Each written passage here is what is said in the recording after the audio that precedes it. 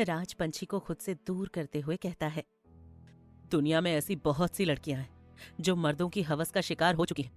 उनमें से कुछ ही लोगों की किस्मत अच्छी थी कि वो बच गईं, पर कुछ लोगों की किस्मत तो इतनी खराब होती है कि वो हवस का शिकार होने के बाद भी समाज की नफरत और ताने सुनती हैं, जिसके बाद वो लड़कियां आत्महत्या करती हैं। उनमें से कुछ 12 साल की होती हैं तो कुछ 40 साल की।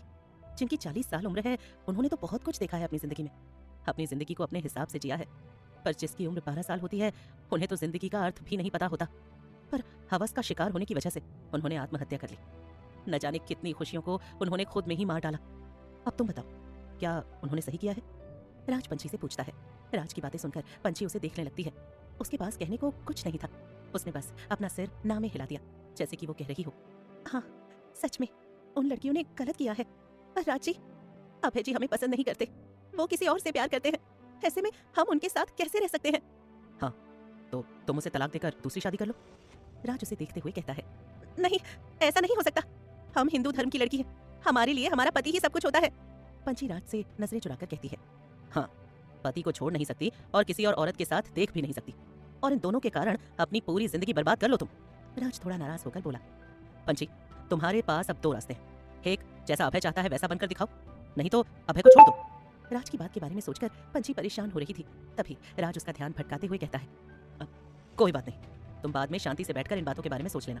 वैसे भी ऋषि ने तुम्हारी फोटो FB पर पोस्ट कर दी है, जिसके बाद कई लड़के तुम्हें दिल दे बैठे हैं पंछी जी। लगता है अब नए जीजा जी को ढूंढने में ज्यादा वक्त नहीं लगेगा। राज पंछी को छेड़ते हुए कहता है। उसके ऐसा कहने भर से पंछी थोड़ा गुस्से में कहती है, हमें किसी लड़के से शादी नहीं करनी। ओह, तो क्या तुम्हें लड़कियों में इंटरेस्ट है? राज शैतानी हंसी हंसते हुए कहता है। उसकी बात सुनकर पंछी ने मुंह फुला लिया, तो राज उसे देखकर अपने मन में कहने लगा, हाँ, अभी भी वक्त है अभय। पंछी के अंदर बसी मासूमियत और उसके भोलेपन को समझ लो, वरना अगर एक बार तुम दोनों का रिश्ता टूट गया तो तुम उसे गले लगाने के लिए भी तरस जाओगे। राज पंछी के हाथ को पकड़कर कहता है, मेरे साथ चलो। पर कहाँ? पंछी उसे देखते हुए दोबारा सवाल करती है। किसी का दिमाग ठिकाने पर लाना है। ये कहकर राज उसका हाथ पकड़कर दोबारा पार्टी हॉल की तरफ चला गया। उसे दोबारा पार्टी हॉल की तरफ जाता देख पंछी उसका हाथ पीछे खींचते हुए कहती है, राज जी, हमें वहां नहीं जाना, उन लोगों से हम नजरें नहीं मिला पाएंगे। पंछी की घबराहट को देखकर राज उसके सिर को सहलाते हुए कहता है, पंछी, तुम्हें मुझ पर भरोसा है ना? राज की बात पर पंछी ना नहीं कर पाई और उसने अपना सर हाँ में हिला दिया। तो राज उसे लेकर पार्टी हॉल के अंदर चला गया। पार्टी हॉल के अंदर जाते ही राज ने पंछी के हाथ को छोड़ दिया। राज अपनी सरसरी निगाहों को हॉल के चारों तरफ घुमाते हुए राहुल और अभय को ढूंढने लगा। वो लोग हॉल के बीचों बीच एक घेरा बनाकर हंसी मजाक कर रहे थे। वहाँ अभय, प्रियंका, मिस्टर राहुल और मिस्टर सक्सेना और उनकी वाइफ भी थी। राज चलते हुए उनके पास चला गया। पंछी भी राज के पीछे पीछे उनके पास चली गई। हालांकि वो डरी हुई थी, पर राज के होने से उसे हिम्मत भी मिल रही थी। राज को देखकर मिसेस सक्सेना उसे देखते हुए कहती है, हे राज, आखिरकार तुम आ ही गए। पर राज ने मिसेस सक्सेना की बातों को पूरी तरीके से अनसुना कर दिया और राहुल के पास आकर बोला, राहुल, क्या सच में पंछी ने तुम्हारे साथ बदतमीजी की है?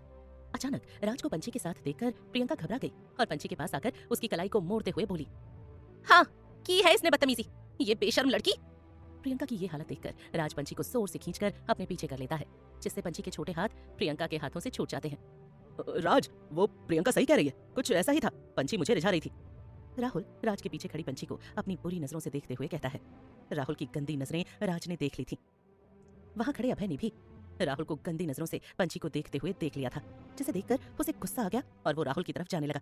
पर जब उसकी नजर राज और पंछी के हाथों पर पड़ी तो वो वहीं रुक गया और उन दोनों के हाथों को जला देने वाली नजरों से देखने लगा। पर तभी अचानक राज ने पंछी के हाथ को ऊपर उठाया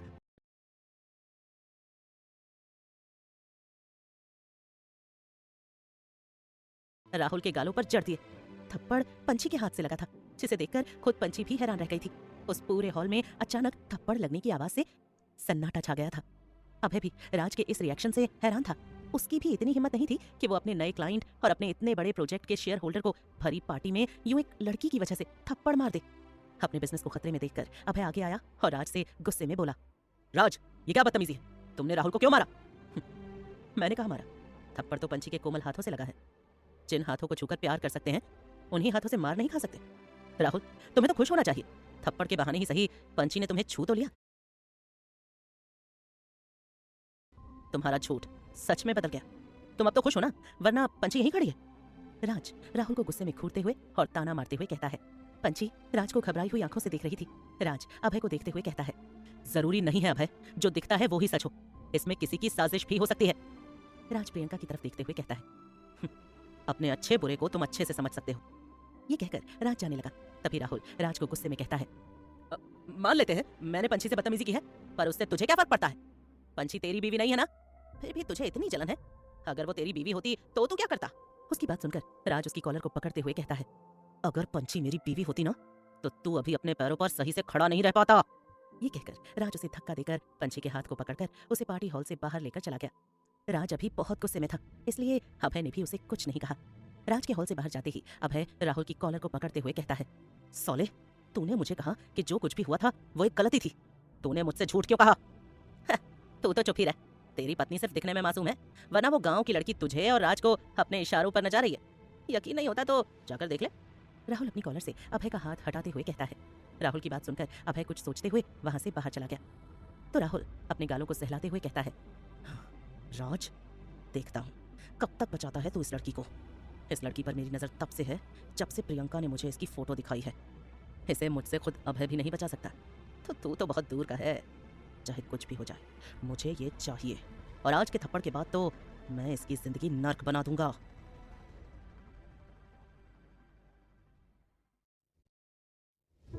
फ्लैशबैक। मिस्टर राहुल, मेरे पास एक खूबसूरत लड़की है जो बिना शादी के आपका घर भी संभाल लेगी और आपका दिल भी। बस गांव की लड़की है। अतीत में प्रियंका ने मिस्टर राहुल से कहा था, ओके, मुझे उस लड़की की फोटो भेजो। राहुल ने भी कहा तो प्रियंका ने राहुल को पंछी की फोटो भेज दी, जो कि उसकी शादी वाले दिन की थी। पंछी की मासूमियत और खूबसूरती ने मिस्टर राहुल के ख्वाब को और बढ़ा दिया। पर पंछी शादीशुदा थी, जिसके कारण उन्होंने पंछी के साथ कुछ भी गलत करने से मना कर दिया, और प्रियंका ने उन्हें अपना रोना गा गा कर सुनाया। जिसके बाद उन्होंने यही सोचा, गांव की लड़की है, वैसे भी पति के छोड़ने के बाद कोई और तो शादी करेगा नहीं, तो घर की नौकरानी बनाकर अपनी जरूरतें पूरी करेंगे और बदले में उसकी भी कुछ मांगे मान जाएंगे। ये सोचकर मिस्टर राहुल ने हाँ कर दी। पर उस दिन रिसेप्शन पार्टी में उसे देखने के बाद राहुल को मानो उसे पानी की जिद सी होने लगी। वैसे भी राहुल 35 साल का था, पर अभी तक उसकी शादी नहीं हुई थी, क्योंकि उसे शादी ब्याह में कोई रुचि ही नहीं थी। उसे पंछी बहुत अच्छी लगी, जिसके कारण वो बदतमीजी पर उतर आया। उसने प्रियंका से ये वादा किया था कि अगर वो पंछी को उसे दे दे तो वो बदले में उसे अपनी 20% शेयर्स भी दे देगा। इस हिसाब से एक औरत होकर भी प्रियंका ने पंछी को किसी और के हाथों बेचने का फैसला कर लिया। उधर राज पंछी के हाथ को पकड़कर सड़क पर चलता जा रहा था। उसके चेहरे पर अभी भी हल्का गुस्सा था। उसकी कार पार्टी हॉल के बाहर ही पार्क की हुई थी, पर गुस्से में राज पंछी को लेकर पैदल ही चल रहा था। वो लोग लगभग 15-20 मिनट से चल रहे थे। पंछी, जिसका दिल अभी खुश था, क्योंकि अभी अभी उसके दोस्त राज ने उसके जज्बातों को समझकर उसके लिए आवाज उठाई थी, जिससे उसे बहुत हिम्मत मिली और दिल भी खुश हो गया था। उसका तो मन नाचने गाने का कर रहा था, पर वो बार बार अपनी बड़ी बड़ी आंखों से राज की तरफ देखती और फिर चुप होकर जमीन को देखते हुए चलने लगती। वो ऐसे ही कभी राज को देखती तो कभी जमीन को। उसे ऐसे देखते हुए राज ने देख लिया था। वो रुक गया, पर पंछी चलती रही। फिर जाकर राज ने उसका हाथ छोड़ दिया तो पंछी ने रुककर अपने बगल में देखा, पर वहां राज को ना देखकर वो घबरा गई और उसे इधर उधर ढूंढने लगी। राज वहीं छुपकर उसे देख रहा था। वो पंछी को जितना देखता उतना हैरान हो जाता। उसके अचानक वहां से चले जाने से पंछी बेचैन सी होने लगी, मानो किसी खास ने उसका साथ छोड़ दिया हो और वो अकेली रास्ता ढूंढ रही हो। राज, जो कि एक दीवार के पीछे छुपा था, वो बाहर निकल आया, जिसे देखकर पंछी भागकर उसके पास गई और रोते हुए उसे अपने हाथों से मारने लगी। राज को पंछी का ये बचपने वाला रूप बहुत प्यारा लग रहा था। वो जोर जोर से हंसते हुए बोला, डरपोक, कितनी बेवकूफ हो तुम, मैंने तो बस मजाक किया था। ऐसा मजाक कौन करता है? पता है हम कितने खुश थे, पर आपके अचानक चले जाने से कितना डर गए थे। पंछी मुंह बनाकर बोली। अच्छा पंछी, अब माफ भी कर दो इस नासमझ को। राज उसके सामने हाथ जोड़कर बोला, ठीक है, माफ किया, पर हमारी एक शर्त है। पंछी बोली, मंजूर है। राज फिल्मी अंदाज में बोला, आपको ना हमें वो बर्फ वाला गोला खिलाना पड़ेगा। बस इतनी सी बात, चलो तुम खा लेना। राज पंछी की बात सुनकर मुस्कुराते हुए बोला, 1 मिनट, पहले हमारी पूरी बात तो सुन लीजिए। आपको भी हमारे साथ वो खाना पड़ेगा, तभी आपको माफी मिलेगी, वरना भूल जाइए माफी। ये कहकर पंछी भी छूट मूट का जाने लगी तो राज उसे पीछे से बुलाते हुए बोला, मैडम जी, शर्त मंजूर है, राज किसी से नहीं डरता। राज की आवाज सुनकर पंछी ने भी उसी टोन में कहा, राज बाबू, ये आपकी वो आइसक्रीम नहीं, बर्फ का गोला है, बर्फ का गोला। पंछी की बातें सुनकर राज तो मानो पंछी में ही खो गया था। सच में ये हंसी, ये खिलखिलाकर हंसना, पंछी का ये बचपने वाला रूप देखना, ये सब कितना सुंदर था। किसने सोचा था हमेशा चुपचाप रहने वाली लड़की कभी हंसी मजाक भी कर सकती है। राज और पंछी ने उस गोले वाले से अपने लिए 2 काले खट्टे गोले लिए और उसे खाने लगे। राज को उस गोले का टेस्ट बहुत अजीब सा लगा, लेकिन पंछी उसे मजे से खा रही थी। दोनों ने गोला खाया और वहां से आ रही एक टैक्सी में बैठकर घर के लिए निकल गए। उसके जाने के बाद अभय आगे आया, जो कि बहुत पहले से उन दोनों को फॉलो कर रहा था। उसने गोले वाले से अपनी कार में बैठे हुए ही पूछा, क्या खाया उन्होंने? साहब, काला खट्टा। गोले वाले ने कहा, ठीक है, कल तुम 1000 काला खट्टा गोला बनाकर सुबह 10 बजे अभय मेंशन में आ जाना। अभय ने कहा तो उस गोले वाले ने जी साहब कहकर अपना सिर झुका लिया। वो गोला वाला अभय को जानता था। वो कौन है और कहाँ रहता है? दरअसल जयपुर शहर में अभय को सभी जानते थे। घर आकर पंछी सीधा अपने कमरे में चली गई और राज अपने। पंछी अपने कमरे में घुसने ही वाली थी कि तभी संध्या जी उसे आवाज देती हैं, पंछी जरा मेरे कमरे में आओ। संध्या जी की आवाज सुनकर पंछी उनके कमरे में चली गई तो संध्या जी उसके सामने अपने हाथ जोड़कर कहती हैं, पंछी बेटा, मुझे माफ कर दो। मैंने सब कुछ जानते हुए भी अभय की शादी तुमसे करवा दी, पर मेरा बेटा ऐसा नहीं था।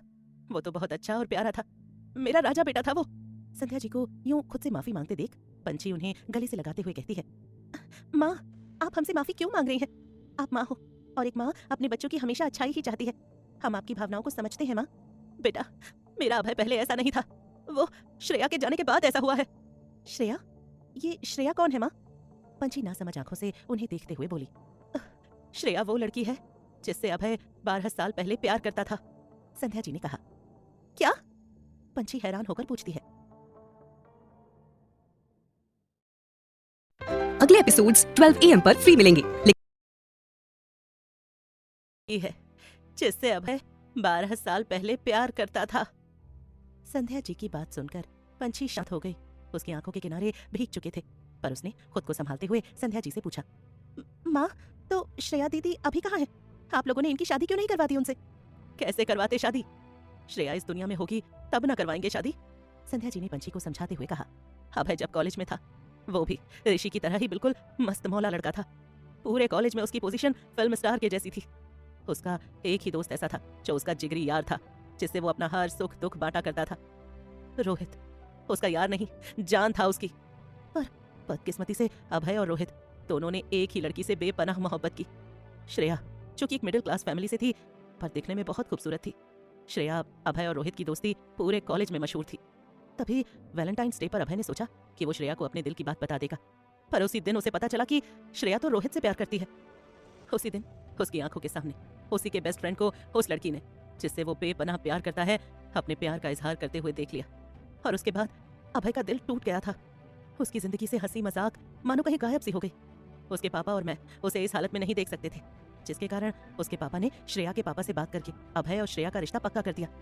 ताज्जुब की बात तो ये थी कि श्रेया ने भी अभय से शादी करने के लिए हाँ कर दिया, पर श्रेया को रोहित के साथ देखकर अभय उससे शादी करना नहीं चाहता था।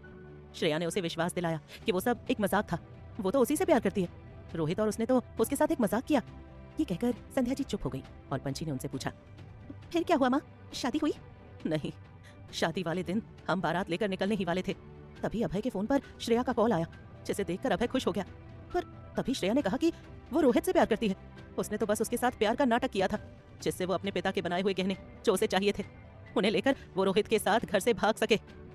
श्रेया और रोहित के इस धोखे को अभय बर्दाश्त न कर सका, जिसके बाद एक लड़का होकर भी वो मेरी गोद में सिर रखकर खूब रोया था।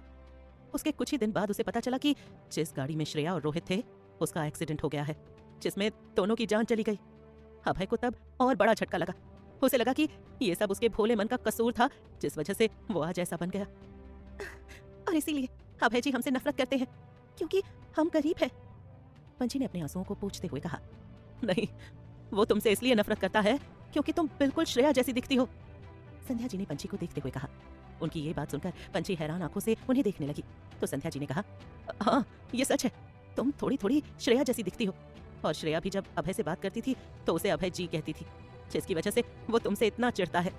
संध्या जी की ये बात सुनकर पंछी ने उनका हाथ छोड़ दिया और अपने कांपते हुए होठों से बोली, तो माँ, इसका मतलब ये है कि अगर मेरी जगह कोई और होता तो अभय जी उसके साथ ऐसा व्यवहार नहीं करते? उसकी बात सुनकर संध्या जी ने अपना सिर झुका लिया तो पंछी उनसे दूर होते हुए बोली, इसका मतलब आप जानती थी कि हमारे साथ अभय जी की शादी होने के बाद अभय जी हमारे साथ रहना नहीं चाहेंगे। आप सब जानती थी ना माँ, फिर आपने हमारी शादी होने ही क्यों दी? क्योंकि अभय मेरा बेटा है और उसे फिर से पहले जैसा तुम ही कर सकती हो बेटा। एक गांव की लड़की बहुत सीधी सादी होती है, जो कि पति की मार को भी उसका प्यार समझकर उसके साथ रहती है, और तुम्हारे आगे पीछे शिकायत करने वाला भी कोई नहीं था। इसी वजह से मैंने अभय से तुम्हारी शादी करवा दी। अपने गम में संध्या जी ये बात भूल ही गई थी कि वो ये सारी बातें पंची के सामने कर रही हैं। उन्हें जब समझ आया कि पंची के सामने उन्होंने कुछ ज्यादा ही कह दिया है तो वो घबरा गई। उनकी बात सुनकर पंची के होठों पर एक मुस्कुराहट आ गई और उसने संध्या जी के हाथ को अपने हाथों में लेते हुए कहा, वही तो मैं सोचूं कि एक माँ अपने बेटे को छोड़कर भला बहू के लिए इतना कैसे सोच सकती है। पर कोई बात नहीं माँ, आप एक माँ हो जिसे अपने बच्चे के लिए अच्छा सोचने का पूरा हक है। आपने उनके लिए बिल्कुल सही सोचा है। आप चिंता मत कीजिए, हमने आपको माँ कहा है तो उसका मान रखने के खातिर अभय जी को दोबारा पहले जैसा जरूर बना देंगे हम। पंची की बात सुनकर संध्या जी के होठों पर एक मुस्कान आ गई, पर उन्होंने उसे छुपाते हुए पंची से कुछ कहना चाहा, पर पंची ने उन्हें आराम करने का कहकर अपने कमरे की तरफ चली गई। पंची अपने रूम में चली आई जहां अभय बेड पर पांव फैलाए उसी का इंतजार कर रहा था। कुछ समय से अभय और पंची एक साथ एक कमरे में नहीं रह रहे थे। अचानक अभय को अपने कमरे में देखकर पंची थोड़ा हैरान थी, पर उसने कुछ नहीं कहा और उसे अनदेखा कर बाथरूम की तरफ जाने लगी। तभी पीछे से अभय ने उसे बुलाते हुए कहा, सेटिंग बड़ी अच्छी चल रही है तुम्हारी। अभय की बात सुनकर पंची के कदम रुक गए तो अभय ने फिर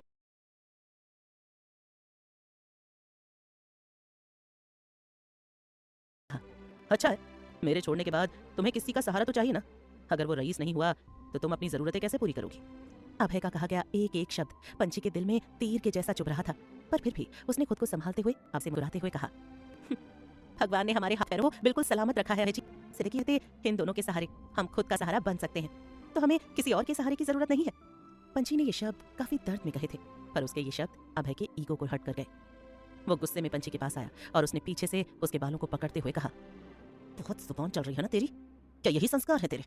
तो जैसी लड़कियों को मैं अच्छी तरीके से जानता हूँ, पहले अच्छाई का नाटक करके पास आती हैं और जब इंसान जाल में फंस जाए तो उसे अपना असली रंग दिखाती हैं। अभय जी प्लीज हमें छोड़ दीजिए, बहुत दर्द हो रहा है। पंची अभय के हाथों को पकड़ते हुए दर्द से कहने लगी, दर्द हो रहा है तो होने दो, क्योंकि तुम्हें दर्द देना ही मेरी खुशी है। तू जितना दर्द सहेगी मैं उतना खुश होऊंगा। तेरी हर चीख मेरे दिल को सुकून देगी। पहले मैंने सोचा था तुझे तलाक दे दूंगा, पर तुझे तेरी औकात दिखानी ही पड़ेगी। ये कहकर उसने गुस्से से पंची को जमीन पर धक्का दे दिया और अपनी कमर पर मौजूद बेल्ट को उसने अपनी कमर से उतार दिया और एक झटके के साथ पंची की साड़ी के आंचल को हटा दिया। पंची घबराकर उससे बार बार माफी मांगने लगी, पर अभय पागलों की तरह उसे पीटने लगा, मानो उस पर कोई जुनून छाया हुआ हो। वो पंची को बेरहमी से पीट रहा था, पर न जाने पंची की भी ये कैसी जिद थी। उसने अपने होठों से एक आह तक न निकाली। दर्द के मारे पंची का कंधा फटा जा रहा था। उसके दिमाग में संध्या जी और राज की बात ही चल रही थी। अचानक पंची के भीतर से एक आवाज आई, औरत चुप इसलिए नहीं रहती क्योंकि उसमें शक्ति नहीं होती या वो मर्दों से कमजोर होती है, बल्कि वो इसलिए चुप रहती है क्योंकि वो अपनी मर्यादा जानती है। और एक मर्द जब एक औरत पर हावी होने लगे तब उस औरत को अपने खिलाफ एक कदम बढ़ाना ही पड़ता है। ये आवाज पंची के भीतर से आई थी क्योंकि अब सहने की हद पार हो चुकी थी। फिर अभय ने जैसे ही पंची को मारने के लिए अपनी बेल्ट आगे बढ़ाई तो पंची ने अपने हाथों से उसे रोक लिया। अभय अचानक हुई इस चीज से अपने होश में आया। उसने कुछ ज्यादा ही शराब पी रखी थी।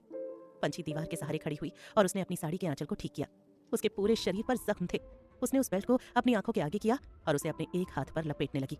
उसके ऐसा करने से अभय थोड़ा घबरा गया। उसे लगा कि पंची अब उसे मारेगी, जिसे सोचकर वो अपने कदम पीछे हटाने लगा।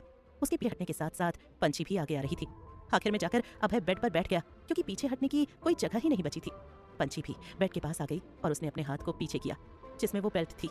अभय घबराहट में बोला, नहीं, मैं तुम्हारा पति हूँ। ये कहते ही उसके कानों में शीशा टूटने की आवाज आई, जिसे सुनकर अभय ने पंची के हाथ की तरफ देखा जो कि खून से सना हुआ था।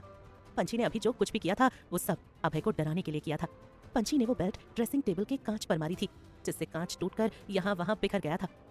कुछ टुकड़े तो पंची के हाथ में भी चुभे हुए थे, जिससे खून बाहर निकल रहा था। कांच टूटने की आवाज सुनकर वहां संध्या जी और राज आ गए और पंची और अभय को इस हालत में देखकर दोनों हैरान रह गए।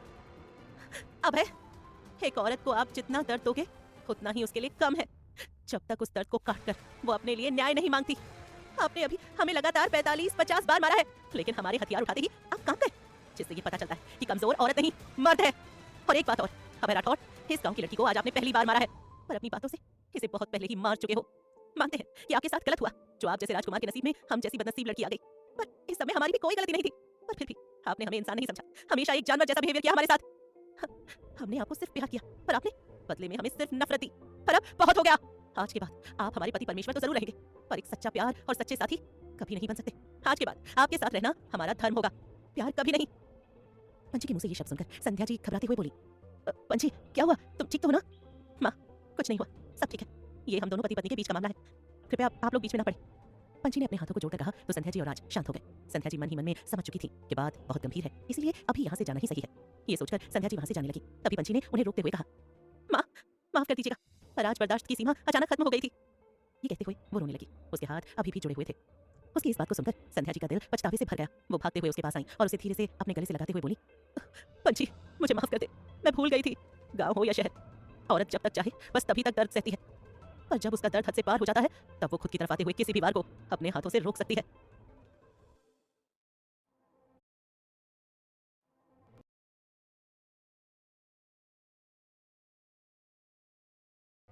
संध्या जी ने अभय को गुस्से में कहा, आपने अपना होशो हवास 12 साल पहले ही गवा दिया है अभय, तो आज मैं क्या करूं? कुछ नहीं, बस यहाँ से चले जाइए।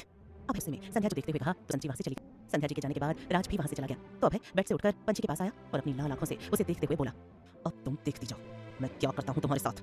तड़पा तड़पा कर रख दूंगा तुम्हें। इश्क अगर जुनून होता है तो नफरत भी जुनून होती है, और मेरी तुम्हारे लिए नफरत भी मेरा जुनून है। ये कहकर अभय वहां से चला गया। पंची को आज अभय के उस घर में घुटन सी हो रही थी। उसकी जिंदगी एक पहेली बनकर रह गई थी। जितना वो उसे सुलझाने की कोशिश करती उतना ही वो उलझती जाती। कुछ समय के लिए पंची छत पर चली गई और खुले आसमान में चांद को देखने लगी। पंची के चांद जैसे चेहरे पर आज अभय ने अपनी मर्दानगी दिखाकर काफी दाग बना दिए थे, जिसका दर्द अभी पंची महसूस कर रही थी। पर आज उसने अपने उस दर्द को भी अनसुना कर दिया और अपनी जिंदगी के बारे में सोचते हुए गाना गाने लगी। जिंदगी कैसी ये पहेली हाय, कभी ये हंसाए कभी ये रुलाए। ठीक उसी वक्त उसे अपने पीछे एक आवाज सुनाई देती है, पंची तुम इतनी रात को यहाँ क्या कर रही हो? वो आवाज राज की थी, जो कुछ देर पहले छत पर आया था। वो पंची और अभय के रिश्ते के बारे में ही सोच रहा था कि तभी उसके कानों में पंची के गाने की आवाज पड़ी और वो उसके पास चला आया। उस आवाज को सुनते ही पंची ने राज को पहचान लिया। राज की बात सुनकर पंची ने जवाब में कहा, कुछ नहीं, बस यूं ही तारे गिन रहे थे। पंची की बात सुनकर राज आकर उसके बगल में बैठ गया और खुले आसमान को देखते हुए बोला, अच्छा तो कहाँ तक गिनती हुई?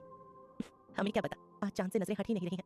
ये हमें आज कुछ अपना सा लग रहा है। पंची ने चांद की तरफ देखते हुए कहा, क्यों, चांद में ऐसा क्या दिखा तुम्हें? दाग, जो आज हमारे पास भी है। पंची ने चांद को देखते हुए कहा। पंची की बात सुनकर राज 2 पल के लिए शांत हो गया। फिर उसने पंची को देखते हुए कहा, कमाल है, आज तुम बिल्कुल भी रोई नहीं। राज की बात सुनकर पंची ने एक नजर उसकी ओर देखा और फिर चांद को देखते हुए बोली, मैं रोती इसलिए थी क्योंकि आज से पहले मेरे अपने मेरे पास थे, गाँव में लाजो और शहर में माँ। पर आज जिंदगी ने हमें ऐसे मुकाम पर लाकर खड़ा कर दिया है कि वहाँ अपने होकर भी कोई अपना नहीं लगता। अच्छा, तुम्हें ऐसा लगता है कि कोई तुम्हारा अपना नहीं है जिसके सामने तुम अपना दर्द बयां कर पाओ? राज भी चांद को देखते हुए बोला, सबने बस इस्तेमाल किया है हमें अपने मतलब के लिए, किसी ने हमारे बारे में कभी सोचा ही नहीं। पंची इस बार राज को देखते हुए बोली, पर मैं तो तुम्हारी फिक्र करता हूँ ना, दोस्त कहा है मुझे, और दोस्ती का रिश्ता बहुत अनमोल होता है। मुझे तो बता ही सकती हो कि आज जो कुछ भी हुआ वो क्यों हुआ। राज ने भी पंची को देखते हुए पूछा तो कुछ पल पंची उसकी आंखों में देखने लगी, फिर धीरे से बोली, हमारी इतनी फिक्र क्यों है आपको राज? क्योंकि मैं तुम्हारा दोस्त हूँ और एक दोस्त भी दूसरे दोस्त को पहचानता है। राज ने पंची के एक गाल पर अपना हाथ रखते हुए कहा। पंची अपने हाथों से राज के उस हाथ को पकड़ते हुए बोली, राज आप कभी हमें धोखा नहीं देंगे ना? धोखा? पंची, आज से पहले एक गलतफहमी में मैंने तुम्हें धोखा दिया था, पर आज के बाद मैं कसम खाता हूँ, जान दे दूंगा पर तुम्हें धोखा कभी नहीं दूंगा। राज पंची की आंखों में देखते हुए कहता है। राज की बात सुनकर पंची के आंसू जो अब तक रुके हुए थे वो किसी बहते हुए झरने के पानी की तरह उसके गालों पर लुढ़क पड़े। उसने रोते हुए राज को साफ सच बता दिया कि आज संध्या जी ने उससे क्या कहा था और अभय ने उसके साथ क्या किया। पंची की बातें सुनने के बाद राज बिल्कुल निशब्द हो गया। उसके पास कोई जवाब होता तब तो वो देता। आज तक उसे भी यही लगता था कि अगर अभय ने पंची का साथ छोड़ भी दिया तो संध्या जी उसके साथ जरूर रहेंगी, पर आज उन्होंने भी पंची की माँ से उसकी सांस बनकर दिखा दिया। राज को ये पता भी नहीं चला कि पंची कब रोते रोते उसके गले लग गई और वो उसका सिर सहलाने लगा। राज को अचानक अपने कंधों पर कुछ भारी पंसा महसूस हुआ तो उसने धीरे से पंची को आवाज लगाई, पर पंची ने कोई जवाब नहीं दिया। तो राज धीरे से अपनी गर्दन घुमाकर पंची के चेहरे की तरफ देखने लगा तो पंची रोते हुए उसके कंधे पर ही छोटे बच्चों की तरह सो गई थी। पंची की इस मासूमियत पर राज मुस्कुराए बिना नहीं रह पाया। उसने धीरे से पंची के सिर को अपने कंधे से हटाकर अपने हाथों में ले लिया। वो उसे जगाने जा ही रहा था कि तभी उसकी नजर पंची के चेहरे पर पड़ी, जिस पर सीधा चांद की रोशनी पड़ रही थी। चांद की रोशनी में पंची का चेहरा और भी ज्यादा प्यारा लग रहा था। उसके चेहरे की चोट भी उसके चेहरे की वो मासूमियत छुपा नहीं पा रही थी। उसकी सादगी ही उसका सिंगार था। उसे अच्छा दिखने के लिए किसी मेकअप की जरूरत थी ही नहीं। राज उसके चेहरे को देखते हुए अपने अतीत में खो गया, जहां मंडप में उसे छोड़ने के 1 घंटे बाद उसे अपनी गलती का एहसास हुआ और अपनी गलती का एहसास होते ही वो दोबारा पंची से शादी करने के लिए वापस गया था। पर वहां जाकर उसने देखा कि पंची की शादी किसी और के साथ हो रही है। उसने दूल्हा और दुल्हन को पीछे से देखा था, जिसके कारण उसे पता नहीं चला कि दूल्हा कौन है। जिसके बाद वो वहां से अपने घर चला गया। उसके घर वालों ने उसे घर से निकाल दिया, पर किसी ने एक बार भी अभय और पंची की शादी के बारे में उसे कुछ नहीं कहा। खैर, जो होना था वो हो चुका था। अब राज चाहकर भी ये झुठला नहीं सकता था कि अब पंची की जिंदगी अभय के साथ है, जिसके कारण उसने भी अपने कदम पीछे कर लिए। अब वो बस उन दोनों को मिलाकर पंची को खुश देखना चाहता है। राज पंची को उठाकर उसके कमरे में ले गया और उसे धीरे से एक राजकुमारी जैसे बेड पर सुला दिया और ऊपर से एक कंबल उठाकर धीरे से उसके सिर को सहलाते हुए बोला, सब बिल्कुल जल्दी ठीक हो जाएगा, तब तक इन सबको एक बुरा सपना समझकर सो जाओ। ये कहकर उसने रूम की लाइट्स ऑफ की और दरवाजा बंद करके वहां से चला गया। दूसरी तरफ अभय एक अनजान शख्स के घर पर बैठा शराब पी रहा था। उसने गुस्से में शराब का एक गिलास उठाया और उसे एक सांस में पी गया। शराब पीने के बाद उसने उस गिलास को जमीन पर फेंक दिया, जिससे उस गिलास के कई टुकड़े हो गए जो इधर उधर बिखर चुके थे। उसी के सामने एक अनजान आदमी बैठा अभय को इतने गुस्से में देखकर बोला, बॉस क्या हुआ? उस लड़की ने फिर से कुछ किया क्या? उस लड़की का नाम मत लो मेरे सामने। अभय ने चिढ़ते हुए कहा, जीना हराम कर दिया है उस गांव की गवार ने। कल ही मुझे पता चला डैड और मॉम ने जायदाद का 35% उसके नाम कर दिया है। बॉस, आपको उस दिन जंगल में उसे जान से मार डालना चाहिए था। उस आदमी ने कहा, हाँ, तुम सही कह रहे हो। अगर मैंने उसे उस दिन मार दिया होता तो आज ये नौबत ही नहीं आती। हाँ, कितनी मुश्किल से मैंने कपिल भैया को नींद की गोली वाली च्युइंगम खिलाकर बेहोश किया था। उस दिन मेरी किस्मत भी मेरे साथ थी। राज भी थक हार कर पेड़ पर सो गया था। पहले मैंने उसे इतना पीटा कि वो बेहोश ही हो गई। फिर मैं वहां ही रहा था कि उतना कहकर अभय अपने ख्यालों में जा गया। फ्लैशबैक, पंछी को नशे की दवाई दी गई थी, जिसे खाते ही वो नशे में चली गई थी। उसी समय उस काले कोट वाले आदमी ने अपना नकाब हटाया, जो कि अभय था। नशे की हालत में भी पंछी ने अभय को पहचान लिया था, पर वो नशे में थी। तो अभय ने अपने दिल को ठंडा करने के लिए उसे बहुत पीटा। उसके बाद वो वहां से जाने ही वाला था कि तभी उसकी नजर बेहोश पड़ी पंछी के शरीर पर गई, जिसे देखकर वो खुद को रोक नहीं पाया और उसके साथ जबरदस्ती कर बैठा। उसने जानवरों के जैसे पंछी को नोच खाया था। पंछी की दर्दनाक चीखें रात के सन्नाटे में और भी ज्यादा भयानक लगने लगी थी। उसने उसे इतना तड़पाया कि पंछी बेजान सी हो गई। सब कुछ हो जाने के बाद उसे अपनी गलती का एहसास हुआ, तो उसने पंछी को ले जाकर नदी के किनारे फेंक दिया, जिससे सारा दोष राज पर आ जाए, और खुद जाकर कपिल के बगल में सो गया, जिससे सुबह जागने के बाद कपिल को लगे कि वो दोनों थकान की वजह से सो गए थे। उस लड़की की इतनी हिम्मत कि वो मुझे डराएगी। उस रात के बाद मेरे मन में उसके लिए अच्छी भावना आ गई थी। मैंने सोचा उस पर पैसे खर्च करके उसे अपने टाइप की बना लूंगा, पर उसने मुझे कम और राज को अपना हमदर्द ज्यादा अच्छा बना लिया। पर कहते हैं ना, जो होता है अच्छे के लिए होता है। अब बस अभय का राज चलेगा, जिसमें एक तीर से दो शिकार मारे जाएंगे। पंछी भी बर्बाद हो जाएगी और मेरा पुराना दुश्मन राज भी। अभय शराब के गिलास को जमीन पर पटकते हुए बोला, पर बॉस, आप अब क्या करेंगे? आपकी 35% प्रॉपर्टी तो उस लड़की के नाम हो गई है। उस आदमी ने कहा, मैं कुछ ऐसा करूंगा जिससे पंछी खुद मुझे अपना सब कुछ सौंप देगी, प्रॉपर्टी भी और खुद को भी। बस इस लड़की को उसकी औकात दिखानी पड़ेगी। अभय राठौड़ ऐसा वैसा नहीं, पक्का खिलाड़ी है। बॉस, आप क्या करने वाले हैं? उस आदमी ने पूछा। एक औरत के लिए उसका पति सब कुछ होता है, और पंछी भी वही सोच रखने वाली औरत है। पर बॉस, प्रियंका मैडम का क्या? उस आदमी ने एक दूसरा पैक बनाते हुए पूछा। प्रियंका? बहुत जल्द तुम्हें पता चल जाएगा। ये कहकर अभय वहां से चला गया। अगली सुबह सूरज की पहली किरण जब पंछी के ऊपर पड़ी तो पंछी थोड़ी सिकुड़ सी गई। उसने नींद में ही अपनी चादर को हटा दिया, जिससे धूप उसके शरीर को छू पाए। धूप के कारण उसके शरीर को बहुत ही आराम महसूस हो रहा था। अभय गुस्से में पागल सा हो गया था, जिसके कारण उसने उसे पूरी तरह से घायल कर दिया था। पहले तो उसने धीरे से मारा था, पर जब उसने देखा कि पंछी दर्द सह रही है, ये देखकर उसका मन जंगली हो गया और उसने पंछी को इतनी जोर जोर से मारा कि कुछ कुछ जख्मों से खून बाहर आ गया। एक रात के बाद जख्म थोड़े सूख गए थे, उनमें पपड़ी सी आ गई थी, जिस वजह से उनमें जलन के साथ अब दर्द भी हो रहा था। अभी उसमें हल्की हल्की धूप लग रही थी, जिसकी गर्माहट से दर्द थोड़ा बहुत कम हो गया था। पंछी आधी जगी और आधी सोई हुई थी कि तभी किसी ने दरवाजे को नॉक किया। पंछी हड़बड़ा कर उठी। उसे लगा कहीं अभय तो फिर से नहीं आ गया। ये सोचकर वो डर गई और घबराते हुए बोली, कौन है? तभी बाहर से आवाज आई, पंछी, मैं राज। राज का नाम सुनकर पंछी की घबराहट कम हो गई और उसने घड़ी की तरफ देखा तो सुबह के 6 बज रहे थे। वो बेड से उठी, उसने अपनी साड़ी को ठीक किया और जाकर दरवाजा खोल दिया। दरवाजा खोलते ही उसके सामने राज का हैंडसम सा चेहरा आ गया। पर ताज्जुब की बात ये थी कि राज अकेला नहीं था, उसके साथ एक लड़की खड़ी थी। पंछी को देखकर राज मुस्कुराते हुए पूछता है, गुड मॉर्निंग, तुम ठीक तो हो? गुड मॉर्निंग राजी, आपके साथ ये लड़की कौन है? पंछी उस लड़की को देखते हुए कहती है, अरे सारी बातें बाहर से ही कर लोगी या अंदर भी बुलाओगी? राज अंदर चलने का इशारा करते हुए बोला तो पंछी दरवाजे से साइड में हट गई। तो राज और वो लड़की कमरे के अंदर आ गए। राजी, आप तो 8 बजे के पहले नहीं उठते हैं, पर आज कैसे उठ गए? रात को सही से नींद नहीं आई क्या? पंछी मजाकिया लहजे में कहती है, तो क्या तुम्हें सही से नींद आई?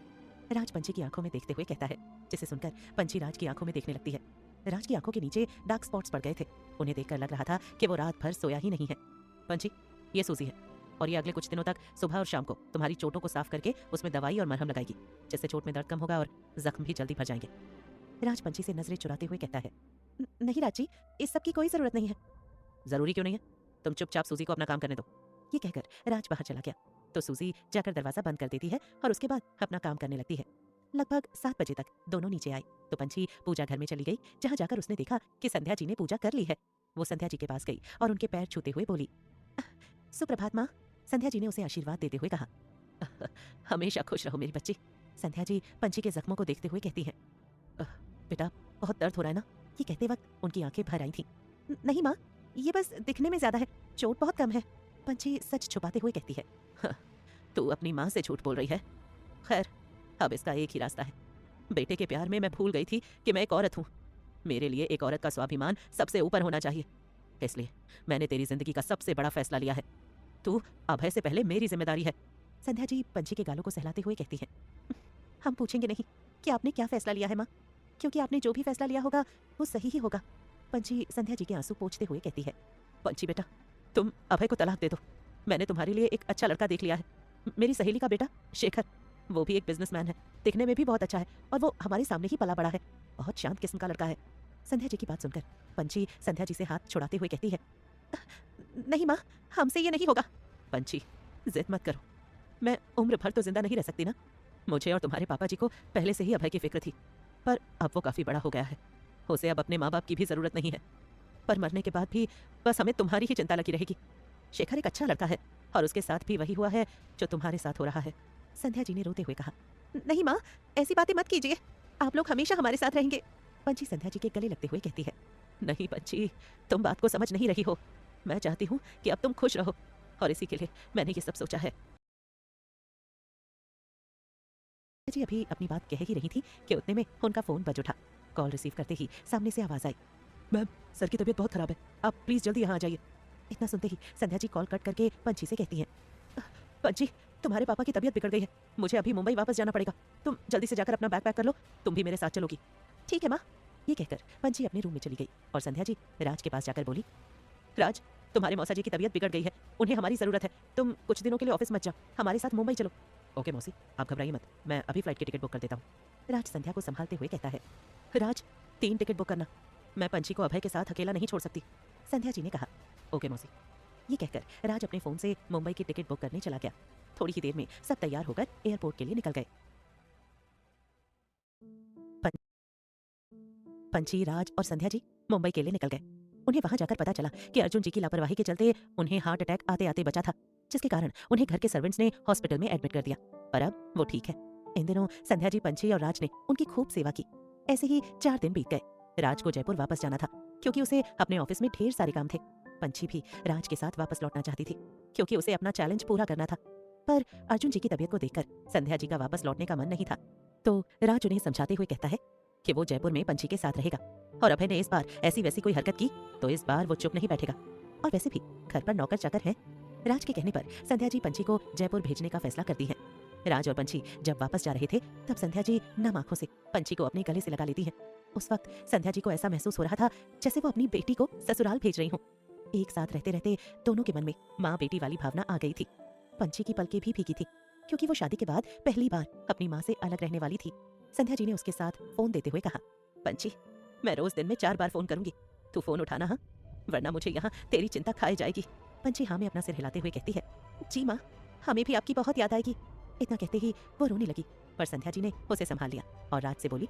राज, तू मेरा समझदार बच्चा है, मैं अकेली पंची को तुम्हारे भरोसे छोड़ रही हूँ। उसका ख्याल रखना और उस चीज का भी ध्यान रखना जो हमने डिसाइड की थी। हाँ, पंची को सिंगर बनाना है। जी मौसी, आप पंची की चिंता मत कीजिए, मैं हर पल उसके साथ हूँ।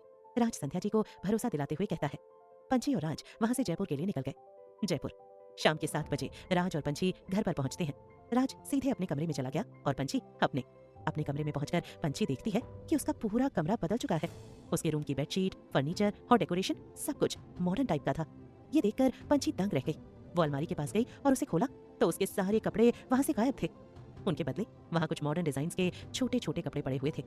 पंची ये सब देख ही रही थी कि तभी किसी ने पीछे से उसके बाल पकड़कर उसे पीछे खींच लिया। अचानक हुए इस हादसे से पंची हड़बड़ा गई। तभी उसके कानों में प्रियंका की तीखी आवाज पड़ी। हट, इतने महंगे कपड़े कभी देखे हैं जिंदगी में? कहीं नजर से जल ना जाए। अचानक प्रियंका को वहां देखकर पंची थोड़ी सोच में पड़ गई।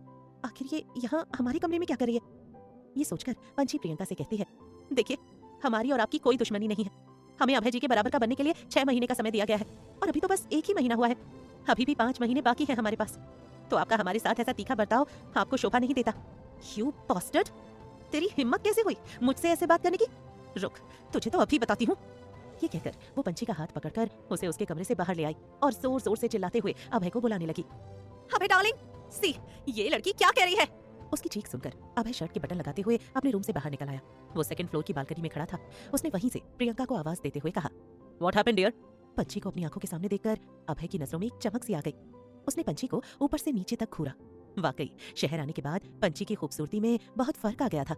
शादी से पहले उसकी गोरी स्किन धूल मिट्टी के कारण हल्की डार्क हो गई थी, पर शादी के वक्त जो फेशियल उसने करवाया था उसके बाद उसकी स्किन से सारी धूल मिट्टी टैनिंग हट गई थी, जिससे उसकी प्राकृतिक खूबसूरती बाहर निखर आई थी और शहर के पानी में अब वो लाजवाब दिखने लगी थी। अभय की नजरें मानो उससे हटने का नाम ही नहीं ले रही थी। अभय जिस तरीके से पंची को देख रहा था उसे देखकर प्रियंका को बड़ी जलन हो रही थी। उसने चिल्लाते हुए कहा, अभय, मैं क्या इस घर में नहीं रह सकती? प्रियंका की आवाज कानों में पड़ते ही अभय जैसे नींद से जागा। वो थोड़ा हिचकिचाते हुए प्रियंका से बोला, डार्लिंग, तुम अपने कमरे में आओ, मैं इससे बात करके अभी आता हूँ। उसकी बात सुनकर प्रियंका पैर पटकती हुई मतलब पंछी के कमरे में चली गई। तो अभय नीचे पंछी के पास आते हुए बोला, तो पंछी, ये मेरा घर है, आई एम द बॉस, और मैंने जैसा कहा था मैं और प्रियंका एक लिव इन रिलेशनशिप में है, तो उस नाते प्रियंका मेरी जिम्मेदारी है। तो प्रियंका आज से मेरे साथ यहीं रहेगी, और प्रियंका को तुम्हारा रूम बहुत पसंद आया है, तो मैंने उसे तुम्हारा रूम रहने के लिए दे दिया। अभय जी, अगर प्रियंका जी हमारे कमरे में रहेंगी तो हम कहाँ रहेंगे? पंछी शांत लहजे में अभय को देखते हुए पूछती है। ओह, तुम चिंता मत करो, तुम्हारे पास अभी भी 5 महीने हैं, और मैं तुम्हारे साथ कुछ भी गलत नहीं कर सकता, इसलिए मैं और प्रियंका अलग अलग रूम में रह रहे हैं। और तुम, इतना बड़ा हॉल है, किचन है, तुम वहाँ रह सकती हो, या फिर बाहर नौकरों के साथ भी रह सकती हो। तुम्हें अगर वॉशरूम यूज़ करना हो तो वहीं बाहर गार्डन में जाना पड़ेगा, सोच लो, नहीं तो तुम कहीं और भी जा सकती हो। इतना कहकर वो वहाँ से जाने लगा तो पंछी पीछे से कहती है, ठीक है, हम ये कर लेंगे, पर क्या हम तब तक मंदिर में रह सकते हैं? उसकी बात सुनकर अभय उसे पीछे पलटकर देखते हुए कहता है, इतना ही कहकर वो वहाँ से चला गया और पंछी भी अपना बैग लेकर मंदिर में चली गई। मंदिर में कान्हा जी की प्रतिमा के पास खड़ी होकर वो मुस्कुराते हुए बोली, कान्हा, अब हम आपके साथ आपके घर में रहेंगे, आप हमें अपने साथ रहने देंगे ना? उसकी बात मानो शायद उसके कान्हा को भी छू गई थी। तभी कान्हा की प्रतिमा को पहनाई हुई माला उनके चरणों में जा गिरी, जिसे पंछी खुश होकर दोबारा उन्हें पहना देती है। यूं तो तुम बाहर से खिलखिलाती फिरती हो, पर भीतर का दर्द भगवान को भी नहीं बताती हो। मन में जलती हुई आग बुझाने को तड़पती हो। एक औरत होकर भी किसी और औरत से अपनी पति की बुराई करने से कतराती हो, इसलिए तो कहलाती हो औरत। तेरी यही कहानी, आंचल में दूध और आंखों में पानी। मंदिर से होकर पंछी गार्डन में चली गई और वहां टहलने लगी। तभी उसकी नजर अभय की खिड़की पर पड़ी, जहां प्रियंका और अभय कुछ बातें कर रहे थे। वो दोनों काफी करीब बैठे थे, जिसे देखकर पंछी को बहुत बुरा लगने लगा और वो वहां से दूसरी साइड चली गई। तभी उसके फोन पर संध्या जी का कॉल आया। वो संध्या जी से बात करने लगी। उसने उन्हें प्रियंका के बारे में कुछ नहीं बताया। कुछ देर बात करने के बाद उसने कॉल कट कर दी।